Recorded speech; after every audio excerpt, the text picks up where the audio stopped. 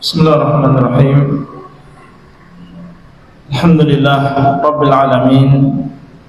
Wa asyhadu an la ilaha illallah wahdahu la syarika lah.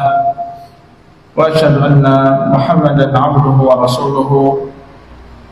Allahumma salli wa sallim wa barik ala nabiyyina Muhammadin wa ala alihi wa ashabihi wa tabi'ina lahum bi ihsanin ila yaumiddin. Amma ba'd. Alhamdulillah, segala puji hanyalah untuk Allah Rabbul Alamin. Kita bersaksi bahwa tidak ada sesembahan yang berhak disembah dan diibadahi kecuali Allah.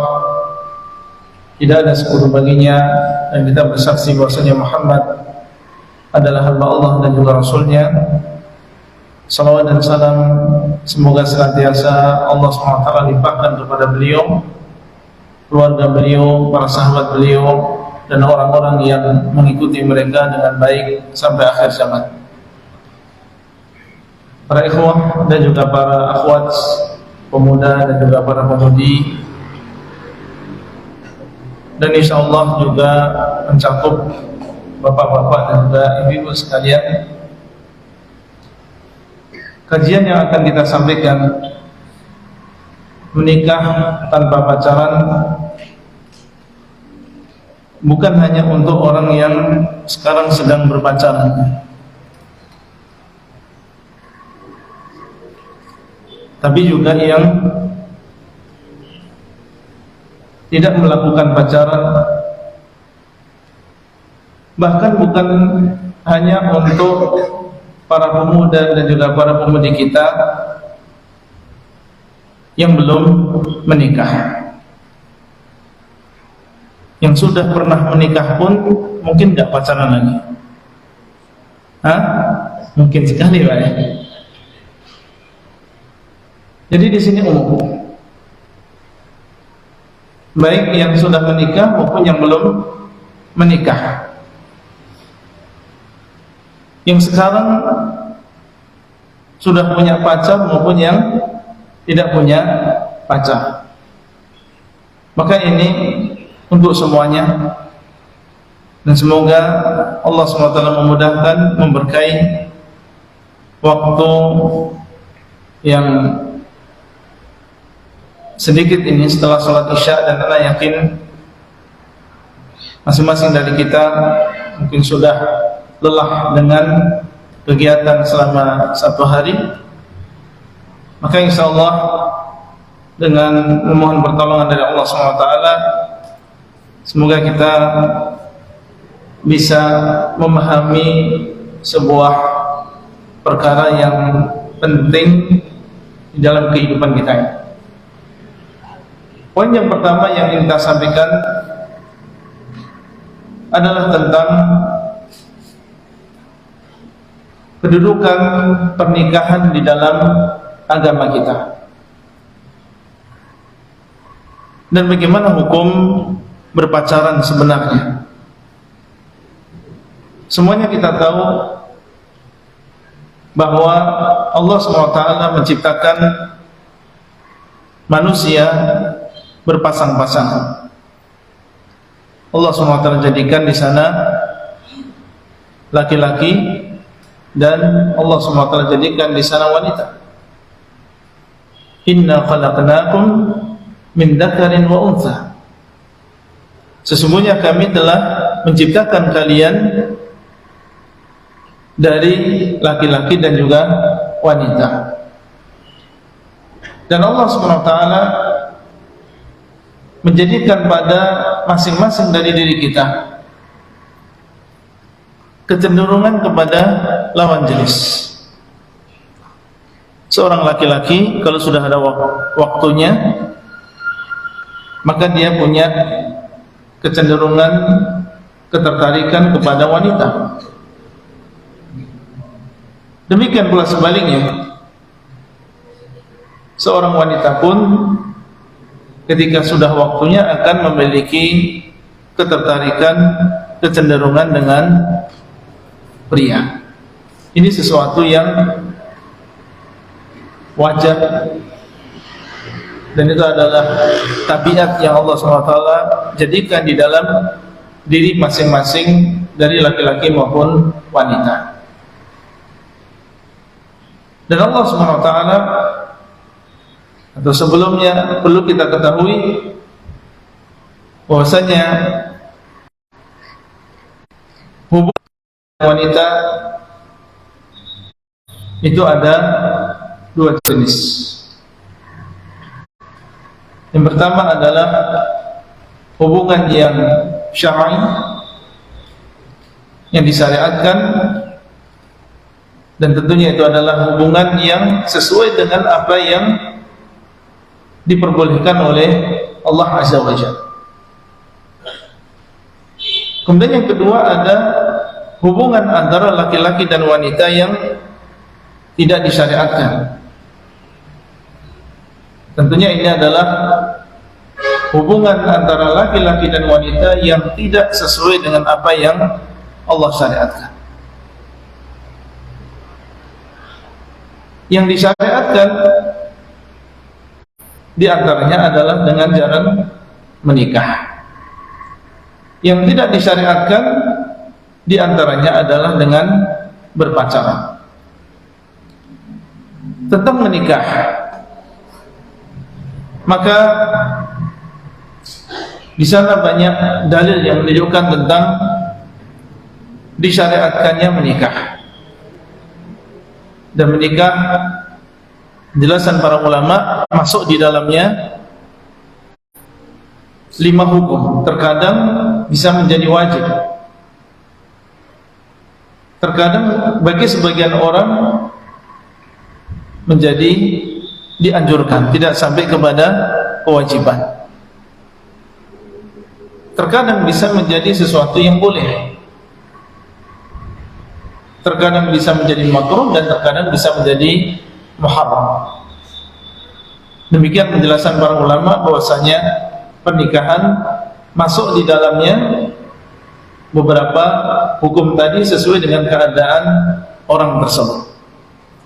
Tapi secara umum kita sebutkan di antara dalil-dalil yang menunjukkan tentang disyariatkannya menikah. Pertama adalah firman Allah Azza wa Jalla, "Fankihu ma taba lakum minan nisa." Maka adalah kalian menikahi wanita-wanita yang baik. Di sini ada perintah untuk menikah, dan yang kedua ada perintah untuk memilih. Ma taba lakum minan nisa, apa yang baik atau wanita-wanita yang baik. Kemudian juga firman Allah Azza wa Jalla, wa ankihu al-ayyama minkum wa salihina min ibadikum wa imaikum. Dan nikahkanlah orang-orang yang merdeka di antara kalian, pemuda-pemuda dan juga pemudi kalian, wa salihina min ibadikum wa imaikum, dan orang-orang yang saleh dari budak-budak laki-laki kalian dan budak-budak wanita kalian. Di sini Allah SWT memerintahkan kita untuk menikahkan mereka. Adapun hadis Nabi SAW, maka di antara dalilnya adalah sabda beliau SAW, "Ya ma'syara asy-syabab, man istata'a minkum al-ba'a falyatazawwaj." Wahai para pemuda, barang siapa di antara kalian yang memiliki kemampuan, maka hendaklah dia menikah. Fa innahu aghaddu lil basari wa ahsanu lil farji. Karena yang demikian lebih menjaga pandangan. Kalau sebelum nikah pandangannya mudah dibiarkan melihat sesuatu yang haram, maka setelah menikah aghaddu lil basar, yang demikian lebih menjaga pandangan seseorang. Mungkin tidak 100%, tapi lebih menjaga pandangan seseorang. Wa ahsanu lil farj, dan lebih menjaga kemaluan karena dia memiliki sesuatu yang halal untuk didatangi dan juga menyalurkan syahwatnya, maka tentunya lebih menjaga kemaluannya. Fa in lam yastati' wa man lam yastati', dan barang siapa yang tidak mampu, belum Allah SWT berikan kemampuan untuk menikah, padahal sudah ada gejolak, sudah ada keinginan, karena Nabi SAW memberikan jalan keluar. Fa'alaihi bis-shaum, maka hendaklah dia melakukan puasa. Puasa yang menjadikan dia berkurang keinginannya, berkurang syahwatnya. Fa innahu lahu wija'un, karena puasa tersebut bisa menjadi perisai bagi seseorang. Ma'ruf bahasanya puasa, orang yang mengurangi makanan, mengurangi minuman, maka akan berkurang keinginannya, akan berkurang syahwatnya terhadap wanita. Maka ini adalah menunjukkan tentang disyariatkannya menikah. Demikian pula ijma', kesepakatan para ulama tentang bolehnya melakukan pernikahan. Kemudian ternyata menikah ini adalah sunnah para nabi dan juga para rasul. Allah SWT mengatakan, "Walaqad arsalna rusulan min qablika wa ja'alna lahum azwajan wa dzurriyyah." Dan sungguh kami telah mengutus para rasul sebelummu, dan kami jadikan bagi mereka istri-istri dan juga keturunan. Nabi Adam alaihissalam, istrinya Hawa. Nabi Ibrahim memiliki istri. Nabi Musa alaihissalam juga demikian. Sampai Rasulullah SAW, di antara sunnah beliau adalah menikah. Disebutkan dalam hadis, datang seorang atau 3 orang laki-laki kepada sebagian istri Nabi SAW, kemudian bertanya kepada mereka tentang ibadah Rasulullah SAW. Setelah mereka mendengar, ternyata ibadah beliau biasa-biasa saja. Mereka merasakan atau menganggap itu adalah sesuatu yang sedikit. Kemudian mereka mengatakan, adapun saya, maka saya tidak akan menikahi wanita. Yang satunya mengatakan, saya akan sholat malam dan tidak akan tidur. Yang satunya mengatakan, saya akan tiap hari berpuasa dan tidak akan berbuka. Sampailah kabar tersebut kepada Rasulullah SAW. Kemudian beliau mengatakan, ketahuilah bahwasanya aku adalah orang yang paling takut di antara kalian kepada Allah dan yang paling bertakwa kepada Allah. Lakinni asumu wa uftiru. Akan tapi aku berpuasa terkadang, dan di hari yang lain aku berbuka. Jadi bukan setiap hari berpuasa. Wa usalli wa arqudu. Aku salat malam, kemudian juga aku selingi dengan tidur. Wa atazawwajun nisa, dan aku juga menikah dengan wanita. Faman raghiba an sunnati falaysa minni. Maka barang siapa yang benci terhadap sunnahku, maka dia bukan termasuk golonganku.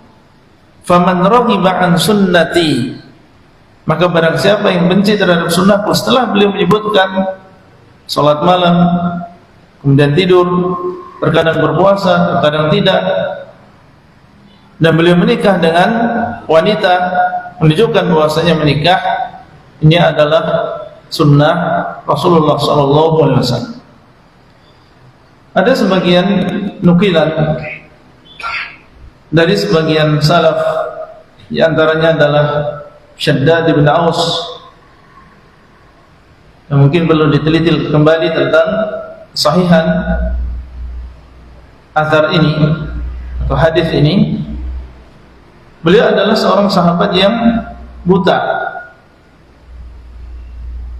dan di akhir kehidupan beliau mengatakan, zawijuni, hendaklah kalian menikahkan aku. Fa inna Rasulullah sallallahu alaihi wasallam awsani alla alqa Allah a'zaba. Karena sesungguhnya Rasulullah sallallahu alaihi wasallam mewasiatkan kepada diriku untuk tidak bertemu dengan Allah dalam keadaan jomblo, dalam keadaan belum menikah. Ada nukilan dari Hasan Al-Basri. Beliau mengatakan, qala Mu'adz fi maradhihi alladhi mata fihi. Berkata Mu'adz, yaitu Mu'adz bin Jabal, di dalam sakit beliau yang beliau meninggal dengan sebab sakit tersebut, zawijuni, nikahkanlah aku, inni akrahu an alqa Allah a'zaba. Karena sesungguhnya aku benci, tidak senang apabila aku bertemu dengan Allah meninggal dalam keadaan aku sebagai seorang yang belum atau tidak dalam keadaan menikah. Maka tentunya ini adalah, seandainya itu adalah athar-athar yang sahih, menunjukkan bagaimana semangat para sahabat radhiyallahu taala anhum dalam melaksanakan amal yang satu ini. Karena memang di dalam pernikahan ini banyak ibadah-ibadah yang tidak dilakukan atau tidak bisa dilakukan oleh seseorang kecuali dengan menikah. Di antaranya adalah mendatangi istri. Dan Nabi SAW mengatakan, wa fi buti ahadikum sadaqah, dan di dalam buti ahadikum itu ketika seseorang mendatangi istrinya, maka itu adalah sebuah sedekah yang diberikan dari seorang suami kepada istrinya. Kemudian juga seseorang memberikan nafkah kepada istrinya, satu suap nasi yang dia berikan kepada istrinya, maka ini adalah dinilai pahala di sisi Allah Azza wa Jalla. Bahkan disebutkan dalam hadis itu lebih baik daripada sedekah yang dia berikan kepada selain istrinya. Jadi seandainya di sana diperbandingkan antara 1 dinar yang dikeluarkan oleh seseorang untuk jihad dan 1 dinar yang dia keluarkan untuk keluarganya, maka yang paling besar adalah yang dia keluarkan untuk keluarganya. Bagaimana seseorang bisa mendapatkan keutamaan tersebut? Tidak ada jalan lain kecuali dengan cara dia menikah. Dan di sana masih banyak ibadah-ibadah yang lain yang dengan seseorang menikah maka baru bisa terwujud ibadah-ibadah tersebut. Silaturahim misalnya, ibadah. Bagaimana bisa terjadi ar-rahim, adanya kekeluargaan, adanya kekerabatan? Tentunya dengan jalan menikah. Birrul walidain, adanya ibadah berbakti kepada kedua orang tua. Bagaimana ibadah tersebut bisa dilaksanakan? Ketika ada pernikahan. Ibadah mentarbiyah anak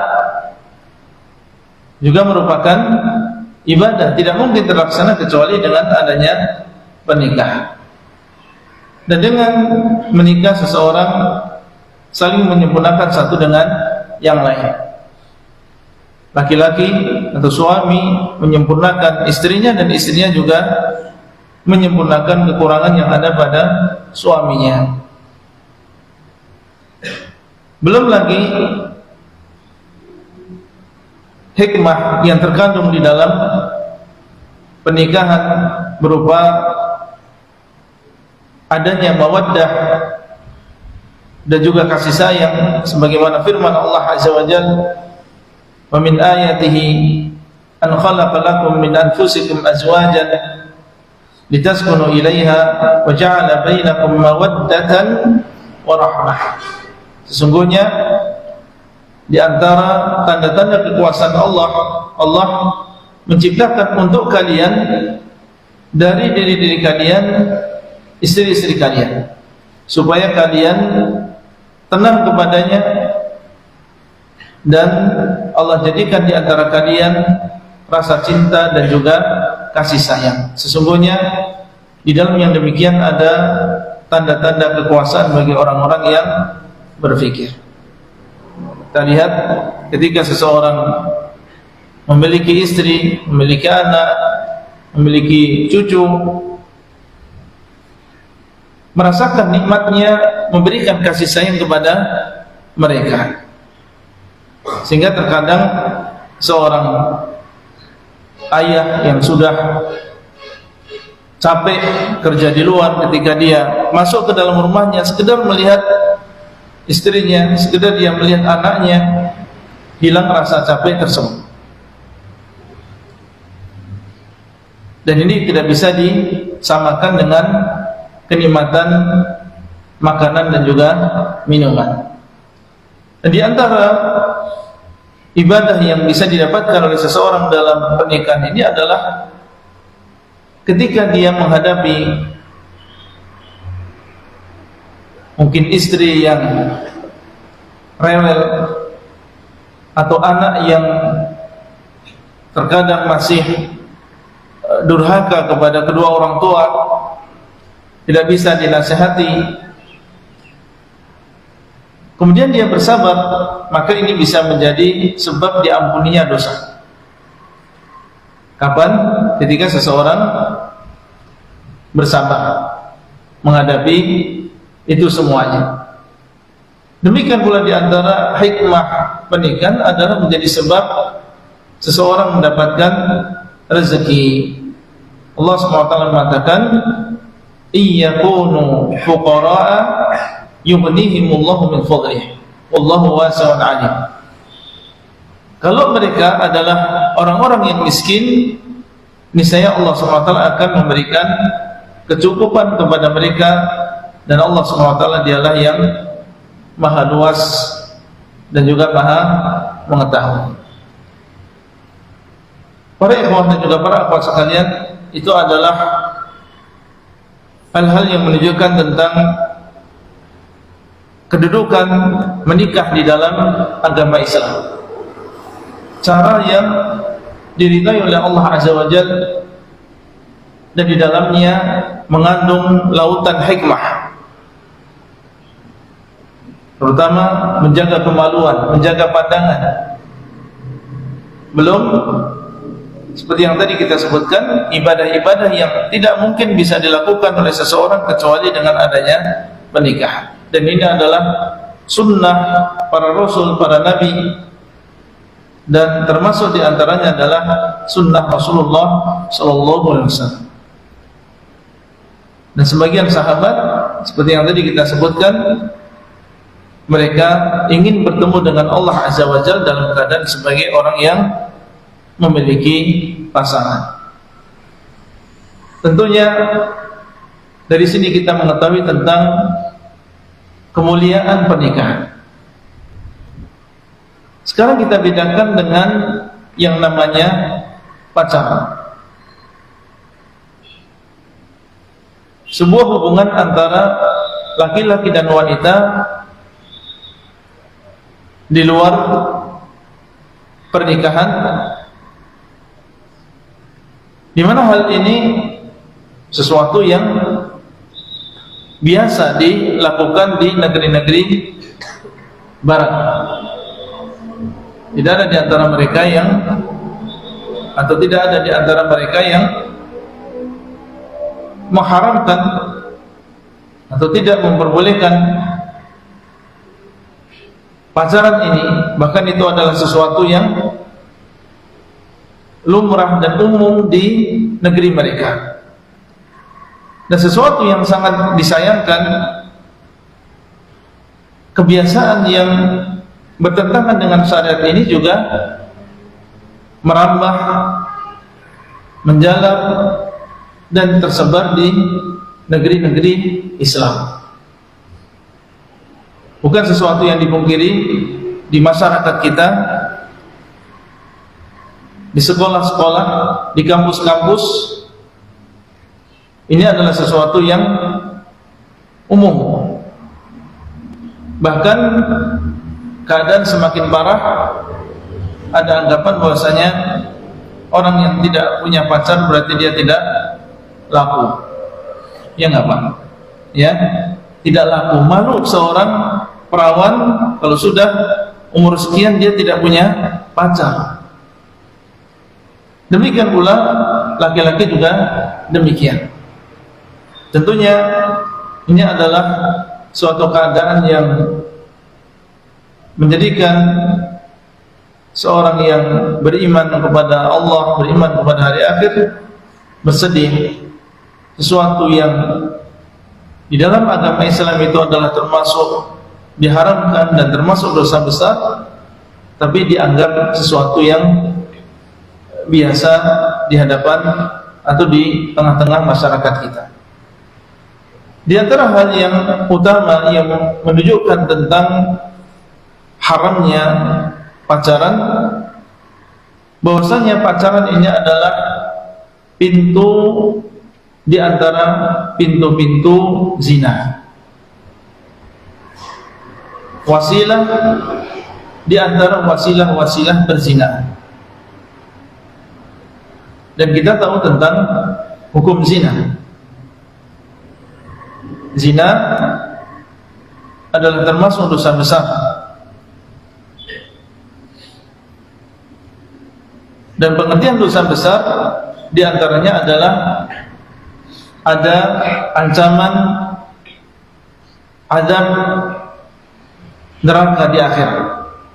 Dan di sana ada hadis yang menunjukkan tentang hukuman bagi orang-orang yang berzina di dunia.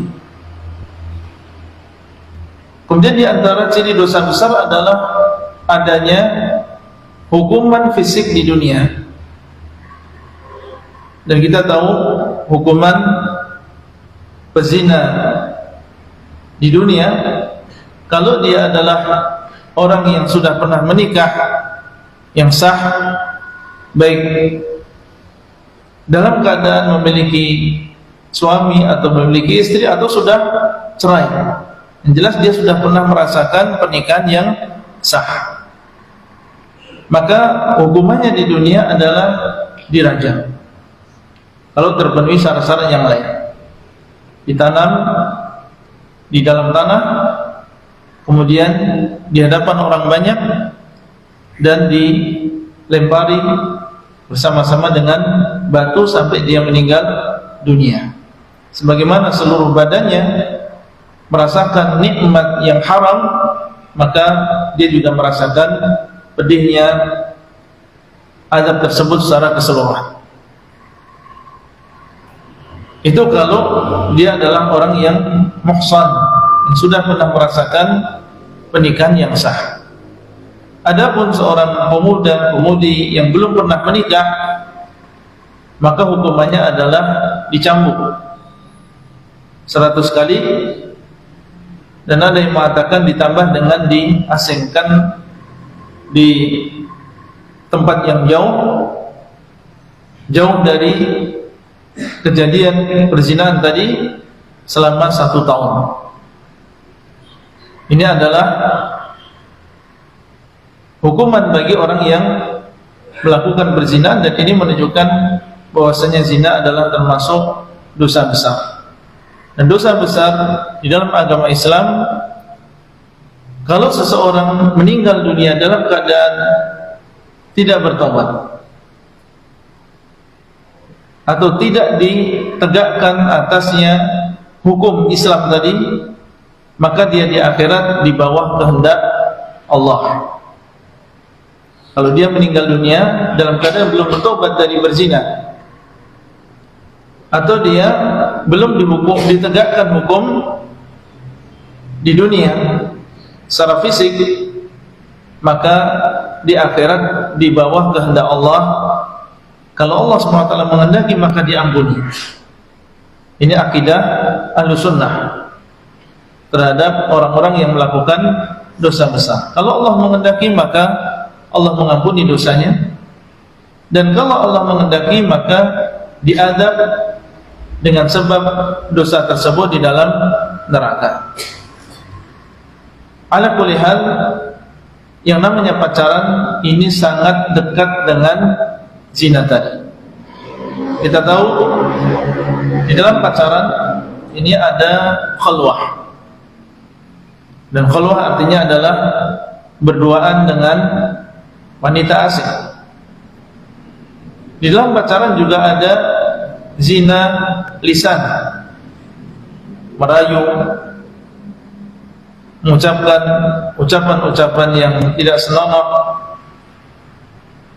Di dalam pacaran juga ada zina mata, ada zina tangan, menyentuh wanita asing. Demikian pula ada zina kaki, yaitu seseorang melangkahkan kakinya untuk melakukan sesuatu yang merupakan bagian dari berzina. Sebutkan di dalam hadis Nabi SAW mengatakan, la yakhluwanna rajulun bimra'atin illa kana thalithahuma asy-syaitan. Tidaklah seorang laki-laki berduaan dengan seorang wanita, maksudnya adalah wanita asing, kecuali yang ketiga adalah syaitan. Berduaan di tempat yang sepi atau di tempat yang tertutup, kecuali yang ketiga ada syaitan yang menggoda, membujuk keduanya untuk melakukan yang lebih dalam daripada itu. Kemudian di dalam hadis yang lain Nabi SAW mengatakan, Inna Allah kataba ala ibni Adam hadlahu minaz zina. Sebenarnya Allah SWT menuliskan untuk anak Adam bagiannya dari zina. Adraka dzalika la mahalata, dia akan mendapatkan yang demikian dan tidak mungkin dia tidak mendapatkan yang demikian.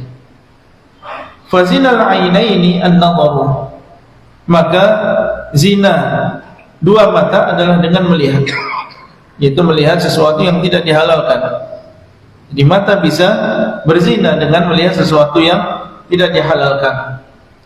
Wa zinal lisani an-nutqu, dan zina lisan adalah dengan berbicara, yaitu mengucapkan ucapan yang tidak senonoh atau merayu wanita yang tidak halal. Wan nafsu tamanna wa tashtahi, adapun hati, jiwa, maka dia berangan-angan. Wal farju yusaddiqu dzalika aw yukadzibuh, sedangkan kemaluan maka dia membenarkan yang demikian atau dia mendustakan. Ini menunjukkan bahwasanya terkadang mata berzina dan terkadang lisan juga berzina, dan menunjukkan apa yang tadi kita sampaikan bahwa dan itu semuanya ada di dalam pacaran. Itu semua ada di dalam pacaran, dan ini menunjukkan tentang bahayanya perbuatan ini, karena dia adalah sesuatu yang membawa kepada perzinahan yang merupakan dosa besar. Dan Allah SWT mengatakan, wala taqrabuz zina innahu kana fahishatan wa sa'a sabila, dan janganlah kalian mendekati zina. Di sini Allah SWT katakan oleh para ulama mengatakan janganlah mendekati zina. Allah tidak mengatakan wala taznu, janganlah kalian berzina. Beda antara dua kalimat ini. Jangan kalian berzina dengan janganlah kalian mendekati zina. Kalau janganlah berzina, langsung larangan untuk melakukan berzina. Tapi janganlah mendekati zina, maksudnya adalah larangan untuk melakukan segala sesuatu yang bisa menjerumuskan seseorang ke dalam berzina. Dan pacaran sesuatu yang ma'ruf. Rata-rata perzinahan yang terjadi, kalau antum mau mendata, itu sebabnya adalah karena pacaran sebelum. Mulai dari perkenalan, kemudian janjian, kemudian akhirnya di sana ada pertemuan-pertemuan selanjutnya, dan akhirnya terjadilah perbuatan yang lebih dalam daripada itu, terjadi perzinahan. Ini semua adalah awalnya dari yang dinamakan dengan pacaran. Para ikhwan dan juga para akhwat sekalian dimuliakan oleh Allah Azza wa Jalla, dari penjelasan tentang masalah menikah, kemudian kita juga mendengar penjelasan tentang masalah pacaran. Tentunya kita bisa membedakan antara kemuliaan menikah yang dihalalkan oleh Allah Azza wa Jalla dengan hinanya pacaran yang merupakan pintu di antara pintu-pintu perzinahan. Apakah setelah ini ada di antara kita yang menganggap bahwa seseorang tidak mungkin bahagia di dalam pernikahannya kecuali dengan melakukan pacaran? Kita harus berpikir dengan akal kita. Mungkinkah Allah Subhanahu wa taala ketika mensyariatkan, membolehkan pernikahan, kemudian termasuk sunnatullah, tidak mungkin seseorang bahagia kecuali dengan melakukan pacaran? Padahal menikah ini adalah sesuatu yang mulia, termasuk amal soleh bagi orang yang wajib baginya menikah atau orang yang dianjurkan baginya menikah. Sedangkan pacaran sebaliknya, ini adalah satu di antara kemaksiatan yang bisa menjerumuskan seseorang ke dalam dosa besar, yaitu berzina. Tentunya tidak mungkin. Dan ini adalah keyakinan yang salah, keyakinan yang menyatakan bahwasanya tidak mungkin seseorang bisa menikah dan bahagia dalam pernikahannya kecuali dengan jalan pacaran. Jelas ini adalah keyakinan yang tidak dibenarkan. Kemudian lalu atau diantara alasan yang lain yang menunjukkan tentang tidak benarnya keyakinan ini, karena inilah yang menjadi alasan kuat sebagian saudara kita yang masih melakukan pacaran. Bagaimana saya bisa menjadi istrinya kalau saya tidak mengenal dia terlebih dahulu? Bagaimana saya bisa menjadi suaminya kalau saya tidak pacaran dengan dia terlebih dahulu? Kita lihat bahwasanya para nabi dan juga para rasul, di mana menikah ini adalah termasuk sunnah mereka, dan mereka adalah orang yang paling berbahagia di dalam kehidupan keluarga mereka, tidak mendahului pernikahan mereka dengan pacaran. Nabi SAW juga demikian.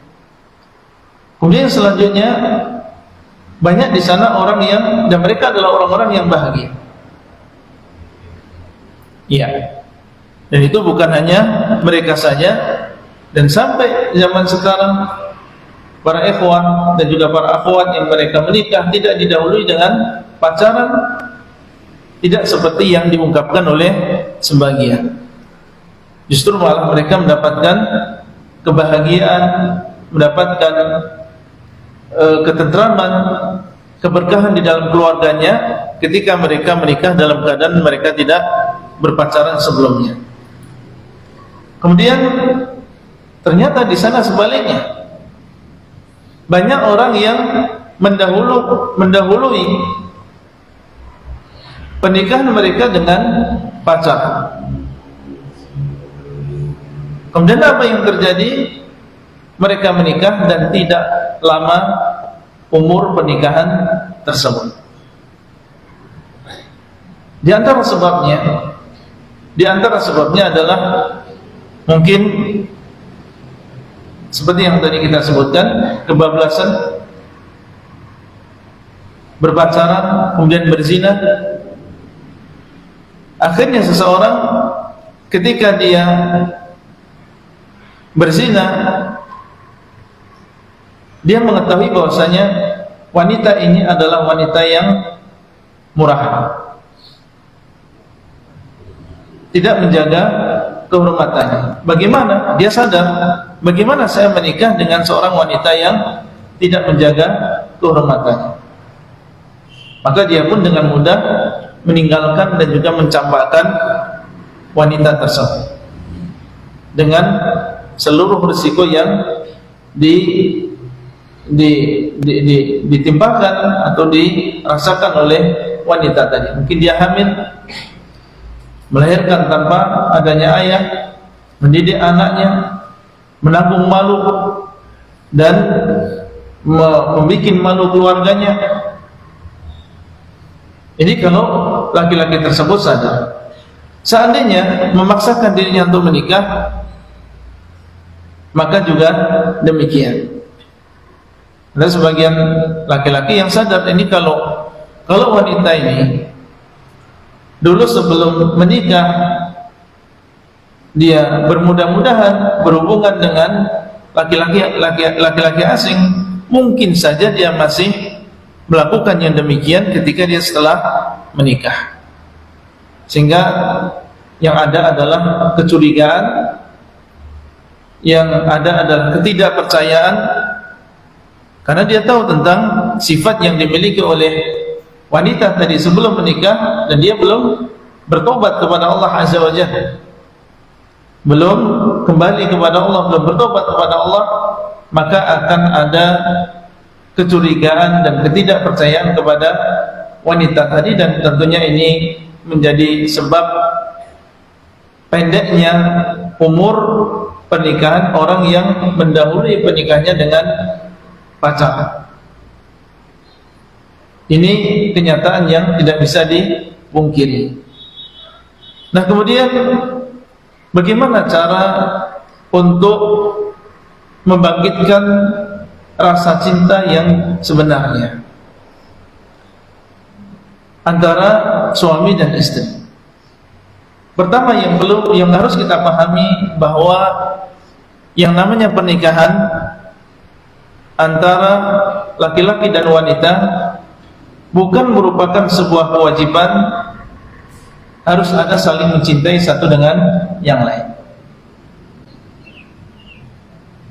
Bahkan setelah menikah pun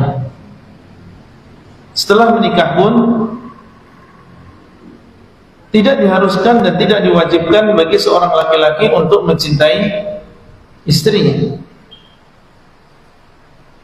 atau seorang istri mencintai suaminya. Kenapa demikian? Karena rasa cinta yang ada di dalam hati seseorang ini adalah rezeki dari Allah SWT, bukan sesuatu yang bisa dipaksakan. Seseorang bisa, atau seorang suami memiliki perasaan cinta kepada istrinya, atau seorang istri memiliki perasaan hub, cinta kepada suaminya. Ini adalah rezeki dari Allah. Dalam sebuah hadis Nabi SAW ketika bercerita tentang Khadijah, beliau mengatakan, inni qad ruziktu hubbaha,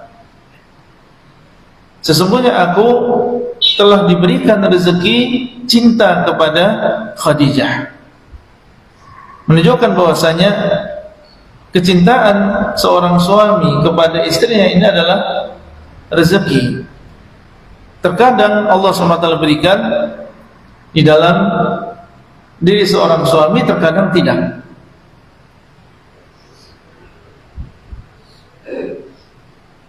Nah, ini menunjukkan tentang tidak wajibnya rasa cinta tersebut. Tapi yang ada adalah apa yang menjadikan langgengnya hubungan suami istri tersebut. Yang menjadikan langgengnya adalah ketakwaan kepada Allah Azza wa Jalla. Jadi seorang suami menyadari bahwasanya wanita ini adalah istrinya yang telah diamanatkan oleh walinya kepada dirinya untuk menjaganya, dan dia akan ditanya oleh Allah SWT di hari kiamat tentang mereka, tentang istrinya, tentang anak-anaknya. Maka dia pun menjalankan kewajibannya sebagai seorang suami, tidak berbuat zalim kepada istrinya meskipun dia tidak mencintai. Tapi ketakwaan yang ada dalam hatinya atau di dalam dirinya menjadikan dia menghormati atau tidak menzalimi wanita tersebut. Kewajiban untuk memberikan nafkah lahir, memberikan nafkah yang batin, maka tetap dia lakukan karena ingin bertakwa kepada Allah Azza wa Jalla, menjalankan kewajibannya sebagai seorang suami. Jadi sekali lagi, yang pertama yang harus kita pahami adalah tidak harus ada cinta antara suami dan juga istri untuk kelanggengan dan juga kelangsungan ikatan perkawinan tersebut. Jadi yang ada terkadang bukan atau seringnya bukan cinta, tetapi yang ada adalah kasih sayang. Yang ada adalah rahmat. Dia sayang kepada wanita tersebut, tapi bukan cinta. Harus dibedakan antara rahmah dengan al-mahabbah. Saya tidak bisa mengungkapkan apa perbedaan di antara keduanya, tapi satu permasalahan, Allah SWT dialah yang memiliki sifat rahmah dan dia juga memiliki sifat mahabbah. Rahmatullah, rahmat Allah Azza wa Jalla adalah meliputi segala sesuatu. Termasuk diantaranya adalah orang-orang kafir juga mendapatkan bagian dari rahmat Allah. Adapun cinta Allah, maka kecintaan Allah hanya bagi orang-orang yang beriman, bagi orang-orang yang bertakwa, bagi orang-orang yang berbuat baik. Allahu yuhibbul muttaqin. Allah SWT mencintai orang-orang yang bertakwa, mencintai orang-orang yang muhsinin. Jadi tidak setiap orang yang tidak setiap cinta, tidak setiap orang yang sayang atau rahmat kepada orang lain kemudian ada rasa cinta di situ. Dan itulah yang kadang terjadi antara seorang suami dan istri, yang ada adalah rasa kasih sayang kepada istrinya, meskipun kalau ditanya apakah dia mencintai, belum tentu dia mencintai wanita tersebut, tapi yang ada adalah kasih sayang. Itu yang pertama. Jadi tidak ada keharusan. Kemudian yang kedua, bagaimana untuk menumbuhkan rasa cinta antara suami dan istri, dan itu adalah cara yang diperbolehkan, disyariatkan di dalam agama ini. Tentunya cara yang paling besar dan faktor yang paling besar yang bisa menumbuhkan mahabbah di antara suami dan istri adalah mengikuti aturan Allah Azza wa Jalla semenjak proses pernikahan. Semenjak proses pernikahan, tentunya di antaranya adalah tidak mendahului pernikahan tersebut dengan pacaran. Kemudian juga di sana ada nazar sebelum menikah. Ini di antara hal yang bisa menimbulkan atau menumbuhkan rasa cinta seorang suami kepada istrinya, demikian pula istri kepada suaminya. Dan di antara faktornya juga adalah masing-masing ketika sudah menjadi suami dan juga istri melakukan kewajibannya sebagaimana yang sudah Allah wajibkan atas mereka. Masing-masing melihat apa yang menjadi kewajiban seorang suami, maka dia berusaha untuk melaksanakan kewajiban tersebut. Demikian pula seorang istri melaksanakan kewajibannya sebagai seorang istri, maka insya Allah ini menjadi sebab yang sebelumnya mungkin di awal pernikahan tidak ada rasa cinta, tapi setelah berlalunya waktu karena masing-masing melaksanakan kewajibannya, maka akhirnya Allah SWT menumbuhkan rasa mawaddah, rasa mahabbah tersebut di antara suami istri tadi. Kemudian juga di antaranya adalah seseorang melihat kebaikan-kebaikan yang dimiliki oleh pasangannya dan sering melihat kebaikan-kebaikan tersebut, khususnya ketika terjadi gesekan sehingga menimbulkan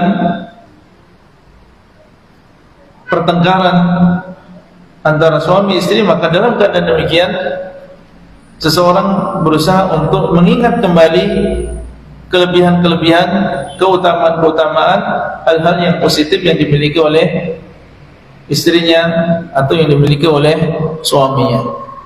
Di dalam sebuah hadis Nabi SAW mengatakan, la yafraqu mu'minun mu'minah in kariha minha khuluqan radiya minha khuluqan akhar.